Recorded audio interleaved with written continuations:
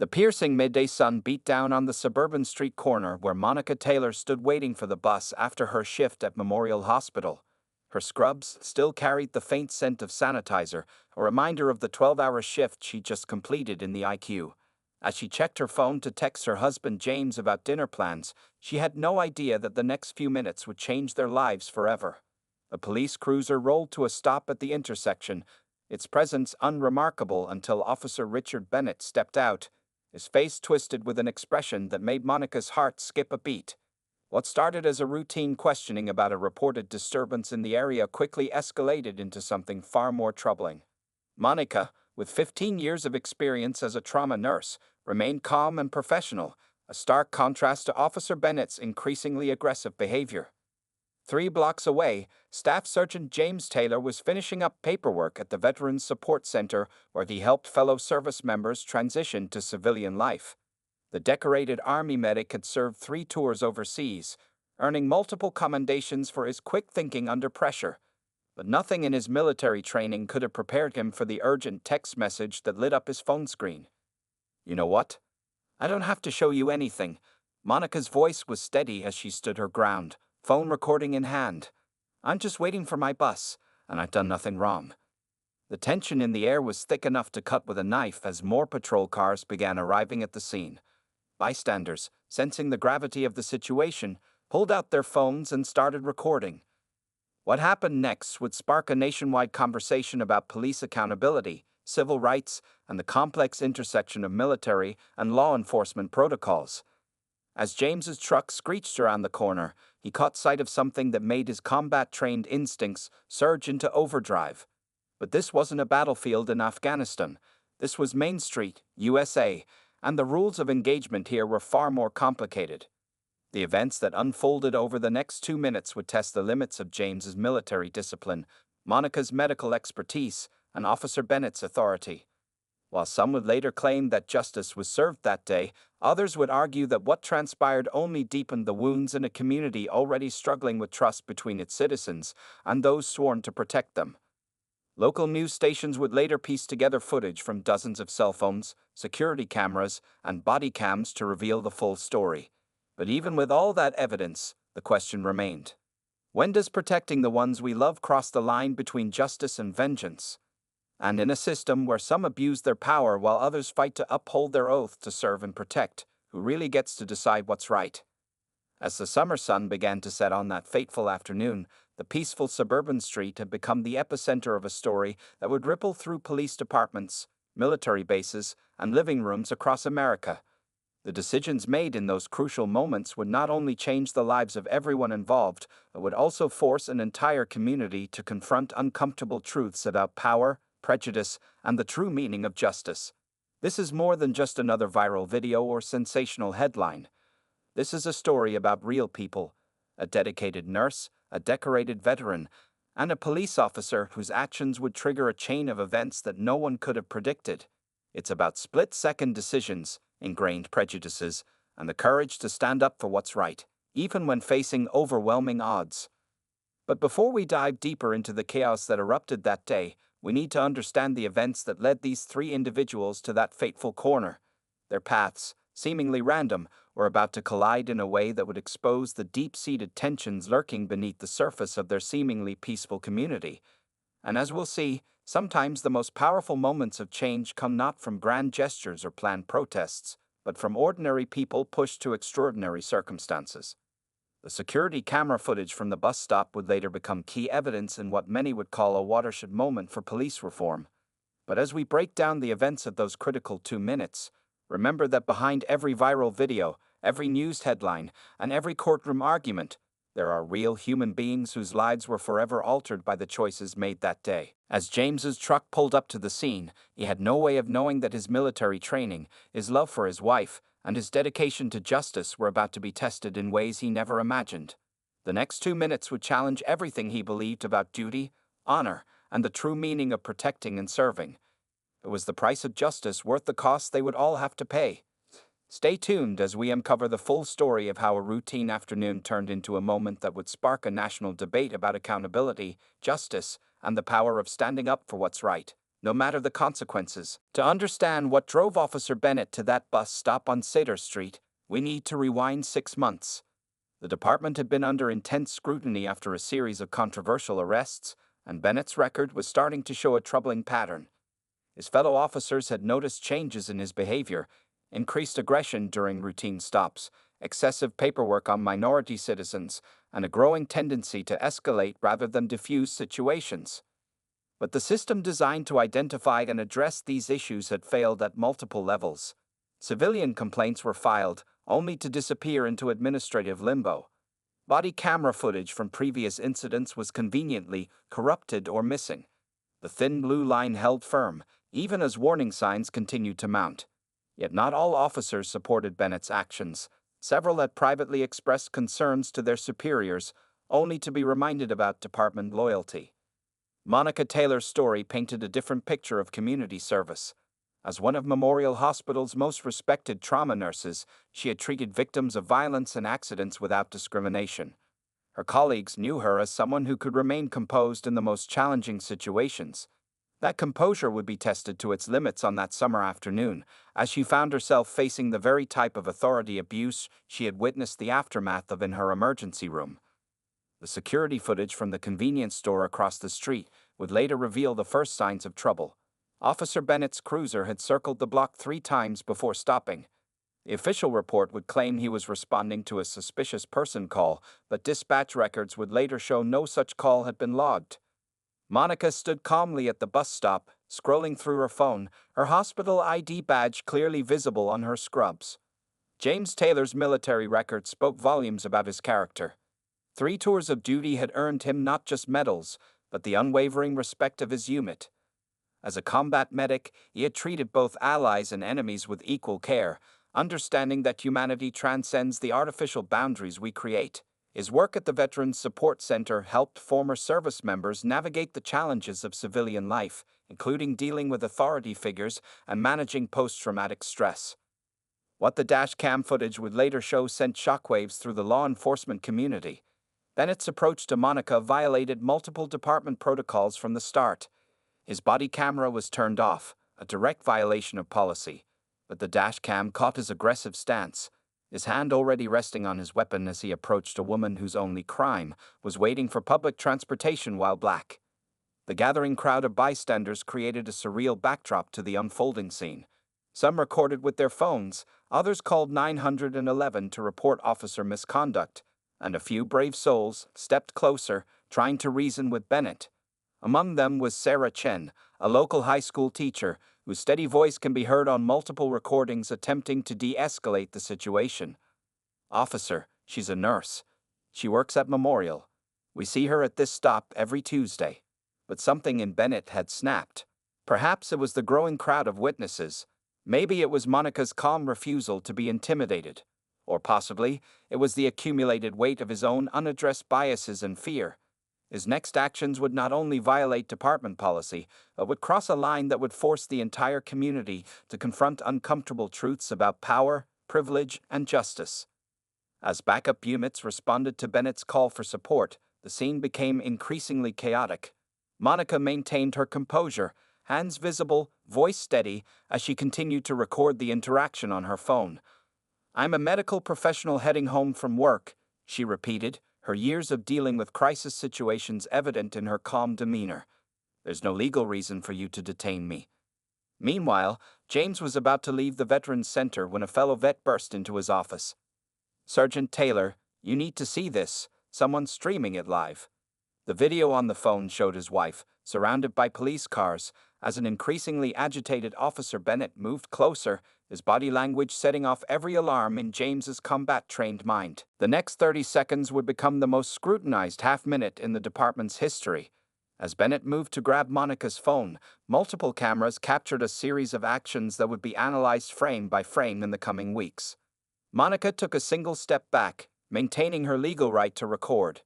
Bennett's reaction defied both training and protocol, his movements suggesting a loss of control that would later raise serious questions about the department's screening and monitoring procedures. What happened next would be viewed millions of times across social media platforms, sparking debates about police reform, racial bias, and the limits of authority. But before we break down those crucial moments, we need to understand the split-second decisions that each person faced. Monica, drawing on years of experience handling volatile situations in the ER. Bennett, whose personal demons and unchecked biases were about to explode into public view. And James, racing toward the scene, his military training and protective instincts on high alert. The air grew thick with tension as more units arrived, sirens wailing. Bystanders' phones captured the increasing intensity of the situation from every angle. The crowd's nervous energy was palpable as they sensed the powder keg about to explode. Someone in the crowd shouted, "She's done nothing wrong." Another voice called out, "This is how things get out of hand." As James's truck rounded the corner onto Cedar Street, the scene before him would force a critical decision, one that would test everything he learned about duty, protection, and justice.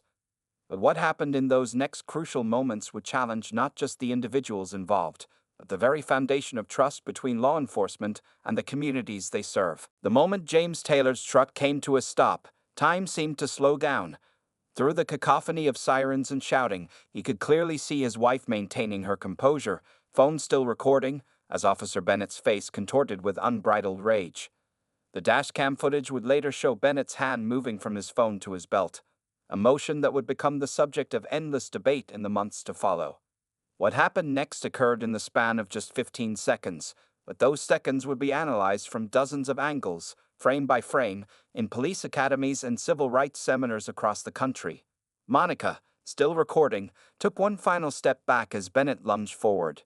In a move that violated every de-escalation protocol in the department's handbook, Bennett swung his leg in a sweeping motion, striking Monica's legs and sending her phone clattering across the pavement. The crowd's collective gasp was caught on multiple recordings.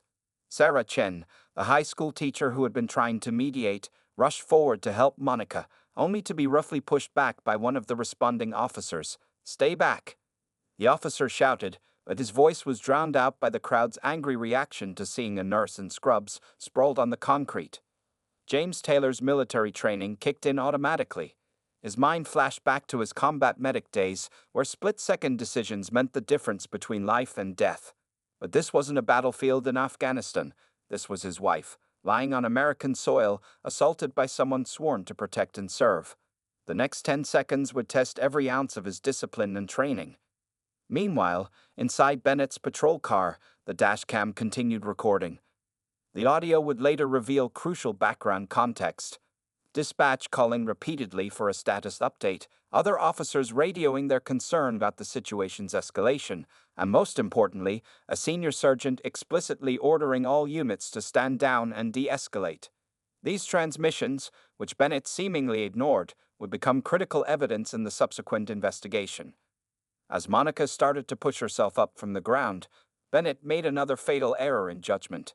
Instead of backing away or allowing her space, he moved to handcuff her. The crowd's phones captured his aggressive stance, his body language telegraphing his intentions before he even reached for his cuffs. What he didn't notice was James's measured approach from behind, each step calculated with military precision. Officer Rodriguez, a rookie who had arrived with the second wave of patrol cars, would later testify about the growing knot in his stomach as he watched the scene unfold. He had joined the force to protect and serve, inspired by officers who had mentored him in his youth. Now, he found himself frozen in place, watching a fellow officer violate everything he had learned in training. His body camera footage would provide crucial evidence of what happened next. The air crackled with tension as James closed the distance. His combat training had taught him to assess threats and protect the vulnerable, but it had also instilled in him a deep respect for protocol and chain of command. The decision he faced in that moment would spark intense debates about civil rights, police accountability, and the limits of self-defense. As Bennett's hand moved toward his belt again, James made a choice that would reverberate through police departments and military bases across the nation. Bystander videos caught the next sequence in perfect clarity. James's voice, steady and authoritative, cut through the chaos. "Officer, step away from my wife." Bennett's head snapped up, his hand still hovering near his belt. The look that passed between the two men, a decorated veteran and a police officer losing control, spoke volumes about the clash of authority and justice about to unfold. Monica, now on her feet, recognized the tone in her husband's voice, the the same tone she'd heard him use when talking down agitated veterans at the support center. She knew what it meant, and her medical training told her she needed to act fast to prevent the situation from escalating further. But before she could speak, Bennett made a decision that would change everything. The security camera from the convenience store caught Bennett's subtle shift in stance, a movement that any trained combat veteran would recognize as a prelude to aggression. James saw it too, his years of battlefield experience analyzing the threat in milliseconds. The crowd held its collective breath as Bennett turned away from Monica, squaring up to face the decorated veteran who now stood between him and his target. What happened in the next few seconds would be debated in courtrooms, living rooms, and newsrooms across America. Was it self-defense?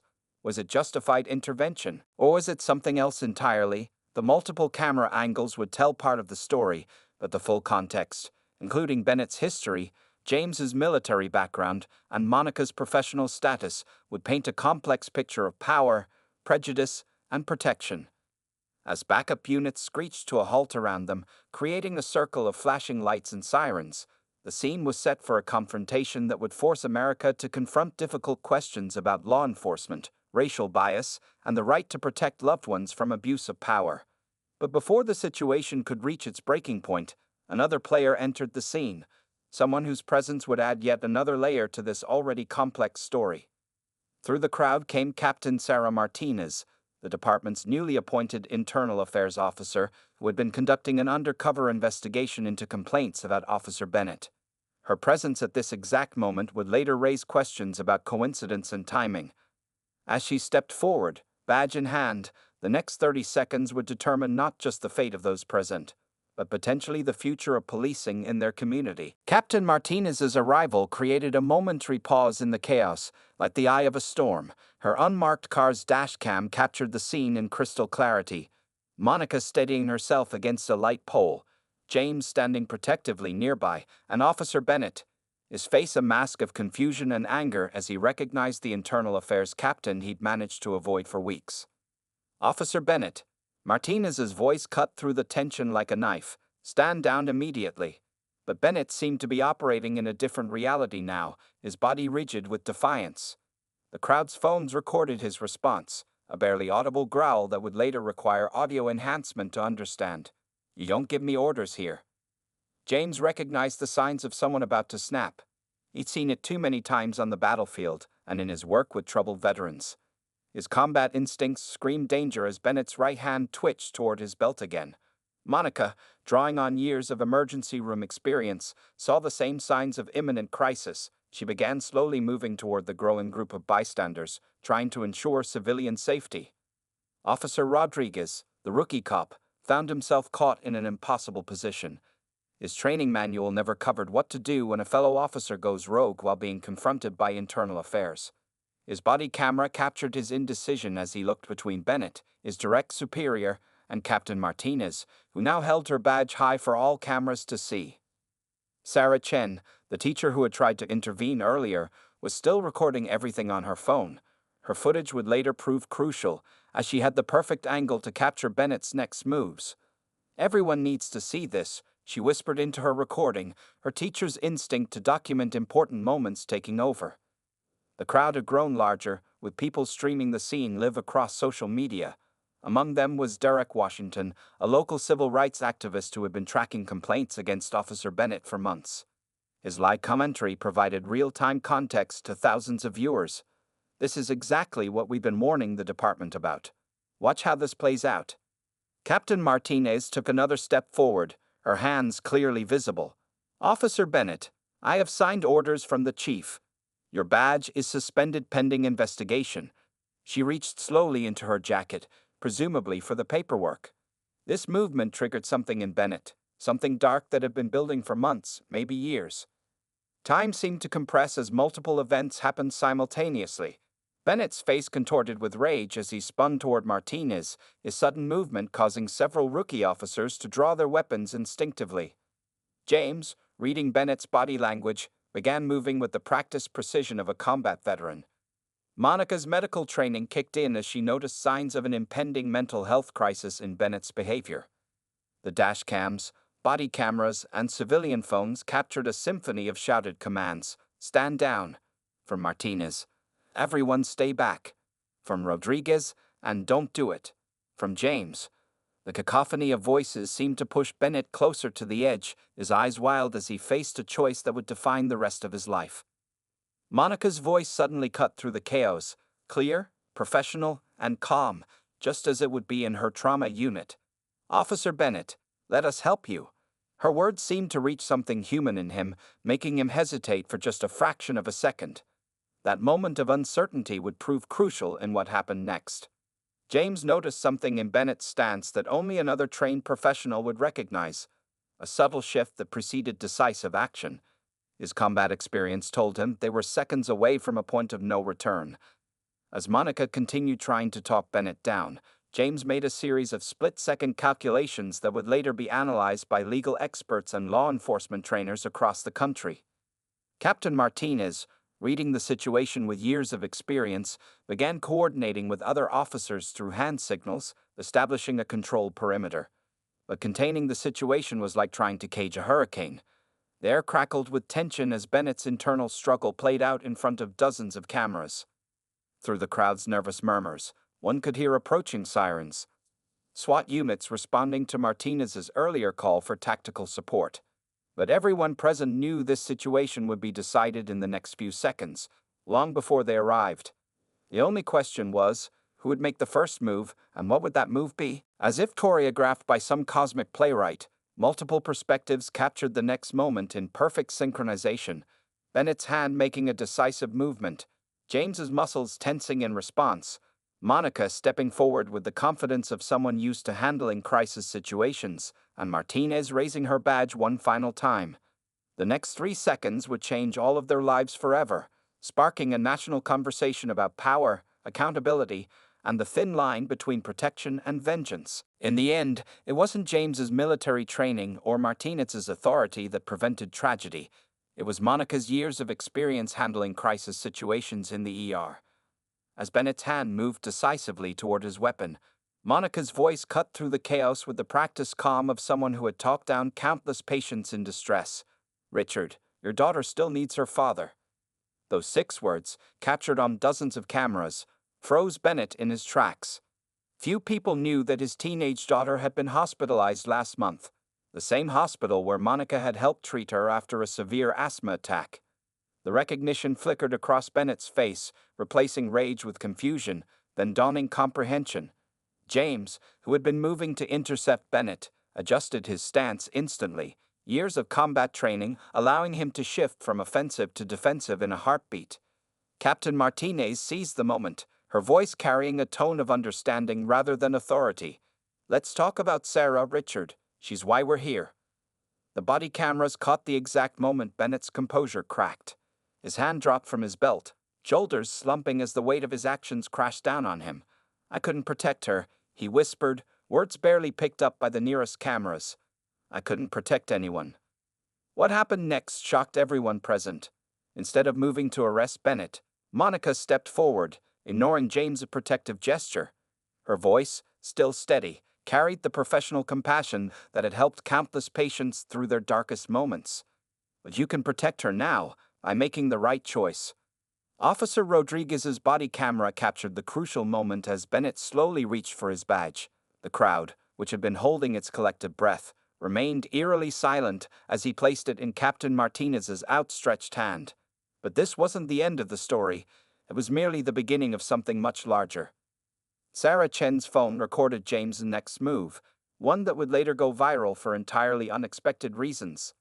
Instead of confronting Bennett, the decorated veteran stepped forward and did something that defied everyone's expectations. He offered support to the man who had just assaulted his wife. "Let's get you some help, officer," James said, drawing on his experience with troubled veterans. "We all need it sometimes."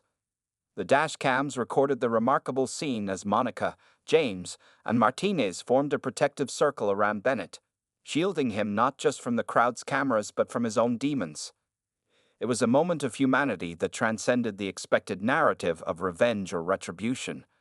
But the real twist came 3 days later, when investigation records revealed a truth that no one had suspected. Bennett's increasingly aggressive behavior hadn't stemmed from racial bias alone. He had been struggling with PTSD from an undisclosed incident years earlier, one that coincidentally connected him to James's military unit in Afghanistan. The very man he had nearly confronted had once saved his brother's life on a dusty battlefield, though neither recognized the connection until the subsequent investigation. Captain Martinez's bodycam captured the final moments of that tense afternoon, as Bennett was led not to a patrol car, but to an ambulance. Monica, still in her scrubs, supervised his vital signs while James spoke quietly with him about the veteran support programs. The crowd, expecting a violent conclusion, witnessed instead a masterclass in de-escalation and compassion. The footage from that day would indeed go viral, but not for the reasons anyone expected. Instead of becoming another example of conflict between law enforcement and civilians, it became a catalyst for change in police departments nationwide. The incident sparked a revolutionary program integrating medical professionals and veterans into police training, focusing on crisis intervention and mental health support. 1 year later, the security camera at that same bus stop would capture an extraordinary scene. Officer Bennett, now working desk duty after completing intensive therapy, meeting with James and Monica to plan a community outreach program. Their story had transformed from a potential tragedy into a powerful testament to human resilience and understanding. The final twist emerged during a routine record review 6 months after the incident. Captain Martinez discovered that Monica's presence at that bus stop wasn't entirely coincidental. She had been quietly working with internal affairs for months, documenting cases of officers in distress and advocating for better mental health support. Her report, filed the morning of the incident, had recommended immediate intervention for Bennett, not for punishment, but for help. As the sun set on that fateful corner 1 year later, the same cameras that had captured near tragedy now recorded hope. The spot where violence nearly erupted had been transformed into the city's first 24/7 crisis intervention center, staffed by a unique combination of medical professionals, veterans, and law enforcement officers. Above its doors, a simple plaque reads, "Protecting those who protect us." The story that began with a potential act of hatred ended with an unprecedented act of healing, proving that sometimes the most powerful force in confronting injustice isn't revenge or violence, it's understanding and compassion. As James would later say in his testimony before the Police Reform Committee, the hardest battles aren't fought with fists or weapons, but with the courage to see the humanity in those we might call enemies. The ripple effects of that summer afternoon continued to transform the community in unexpected ways. 3 months after the incident, the City Council chamber was packed for a special session where Monica Taylor addressed the room with the same calm authority she'd shown at the bus stop. Her proposal for mandatory mental health screening and support for law enforcement officers received unanimous approval, backed by both police unions and civil rights organizations. Officer Bennett's journey became a testament to the power of second chances. After completing intensive therapy and peer support programs, he found his true calling in police crisis intervention. His personal experience made him uniquely qualified to identify officers struggling with similar issues. "Sometimes the strongest thing you can do is admit you need help," he would tell new recruits during training sessions. That day at the bus stop, I wasn't just subdued, I was saved. James Taylor expanded the Veterans Support Center to include a pioneering program that paired former military personnel with law enforcement officers for mutual support and understanding. The program, dubbed Bridges, quickly gained national attention for its success in reducing violent confrontations and improving community relations. "We all wear different uniforms," James would explain, "but underneath, we're dealing with the same human challenges." Sarah Chen, the teacher whose video documentation proved crucial, transformed her experience into an educational opportunity. Her high school curriculum on civic engagement and peaceful conflict resolution became a model for schools nationwide. "Our students need to see that change is possible," she wrote in her widely shared educational blog. That day showed us how a potential tragedy can become a catalyst for positive transformation. Captain Martinez's internal affairs investigation uncovered a broader pattern of overlooked mental health issues within the department. Rather than pursuing punitive measures, she implemented a comprehensive wellness program that became a blueprint for police departments across the country. "We can't expect officers to protect the community if we're not protecting them," she testified before a congressional committee on police reform. The convenience store's security camera, which had captured the initial confrontation, now regularly recorded scenes of community engagement. The bus stop became an unofficial meeting point where officers would chat with residents, creating bonds that transcended the usual barriers between law enforcement and civilians. Local businesses reported a marked decrease in tensions and an increase in mutual trust. Derek Washington, the civil rights activist who had live-streamed the incident, found himself working alongside former adversaries. His collaboration with the police department's new community outreach program proved that accountability and support could coexist. Real change, he observed, happens when we stop seeing each other as enemies and start seeing each other as humans who need help sometimes. 1 year to the day after the incident, Monica organized a community health fair at the site. The event brought together medical professionals, law enforcement officers, mental health experts, and local residents. Officer Rodriguez, who had been a rookie during the confrontation, now led workshops on de-escalation techniques. "What I witnessed that day changed my entire approach to policing," he shared with a group of police academy cadets. The Crisis Intervention Center that grew from the incident became a model for other cities. Its unique approach, combining medical expertise, military experience, and law enforcement knowledge, proved remarkably effective. Statistics showed a significant decrease in violent confrontations and an increase in successful crisis resolutions. More importantly, it provided a safe space for officers to seek help without fear of judgment or career repercussions. Bennett's daughter Sarah, whose hospital stay had inadvertently played a crucial role in the story's resolution, became an advocate for mental health awareness among teens. Her social media posts about her father's transformation helped other families recognize and address similar struggles. "My dad's strongest moment wasn't when he was trying to show force," she told her followers. "It was when he showed the courage to accept help." The department's annual review revealed an unexpected statistic. Complaints against officers had dropped by 60% since implementing the new mental health and community engagement programs. Body camera footage now regularly captured positive interactions between officers and civilians, creating a library of best practices for police training nationwide.